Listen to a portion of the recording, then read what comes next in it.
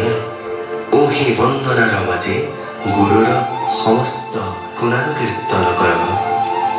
হে লোকসব ওহি পৰম গুৰুক স্মৰে সেহি বন্দনা কৰহো তাক দেখ শুন।